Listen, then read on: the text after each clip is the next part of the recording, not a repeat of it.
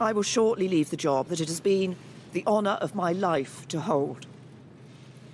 The second female Prime Minister, but certainly not the last.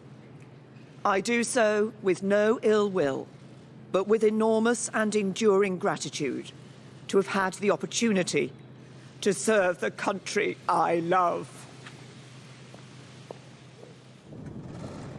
En larmes, Theresa May démissionne devant son mari et ses proches collaborateurs.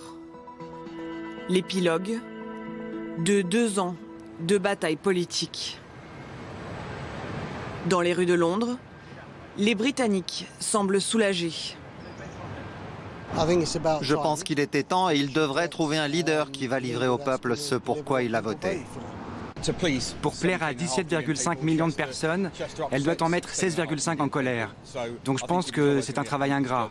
Mais je pense que c'est bien qu'elle s'en aille, c'est probablement le bon moment. Elle donnait l'impression d'être capable d'obtenir quelque chose, ou au moins d'être très cohérente dans ses tentatives pour y arriver. Mais cela a été de moins en moins le cas avec le temps, et sa position a paru de moins en moins tenable. Depuis 2 ans, Theresa May doit résoudre l'impossible, organiser le divorce avec l'Union européenne. Dès les premières heures, la Première ministre comprend que son succès dépend de l'unité au sein du Parlement.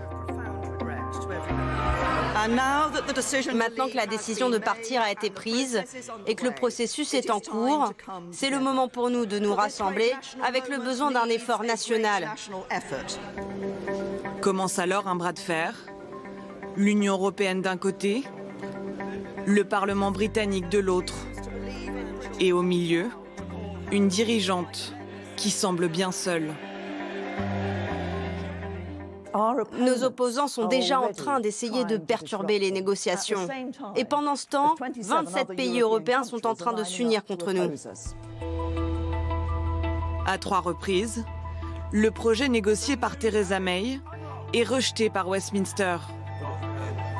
La Première ministre reste de marbre, mais la pression des opposants se fait de plus en plus forte.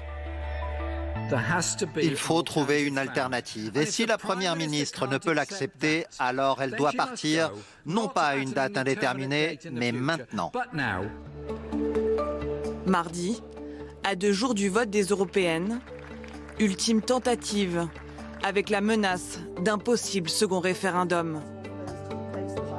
Nouvel échec. Mais avant même l'annonce de son départ, la question de son successeur courait dans les couloirs du Parlement. La course est lancée et Boris Johnson est l'homme à abattre. Tous les autres sont des petits poissons dans la mare des conservateurs.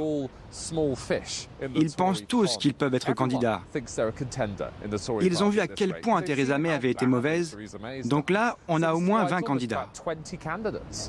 Parmi eux, le turbulent et imprévisible Boris Johnson, qui n'a pas facilité la tâche de Theresa May. Si on lui confie la mission, il devra porter à son tour le fardeau du Brexit.